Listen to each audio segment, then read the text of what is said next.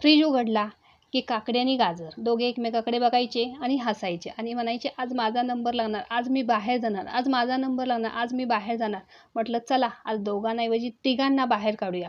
म्हणून इथे मी एक वाटी भात घेतला, त्याच्यामध्ये बारीक चिरून एक कांदा घातला, काकडी, गाजर आणि बीट हे किसून घातलं, शिजवलेला एक बटाटा घातला, त्याच्यामध्ये 1 चमचा पांढरे तीळ, 1 चमचा गरम मसाला, 1 चमचा धना पावडर घातली, पुन्हा मीठ घातलं, कोथिंबीर घातली आणि वरून आलं लसूण आणि हिरव्या मिरचीची पेस्ट घातली आणि सगळं एकजीव करून घेतलं मी.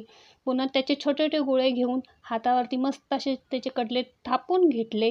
सगळे कटलेट बनवून घेतले. त्याच्यानंतर 2 चमचे कॉर्नफ्लॉवर घेतलं, पाणी घालून कॉर्नफ्लॉवरची इथे स्लरी तयार करून घेतली. एक एक कटलेट करून ते कॉर्नफ्लॉवरमध्ये बुडवून घेतले आणि रव्यात घोळवले. पॅनसुद्धा इकडे गरम करायला ठेवला होता. पॅनवरती तेल सोडलं आणि सगळे कटलेट मी पॅनवरती इकडे फ्राय करायला ठेवलेले आहेत. वरून तेल सोडलं आणि दोन्ही बाजूने गोल्डन कलरचे कटलेट मी फ्राय करून घेतलेले आहेत. या तुम्ही सुद्धा हेल्दी मस्त असे कटलेट खायला. आवडले असेल तर लाईक करायला विसरू नका.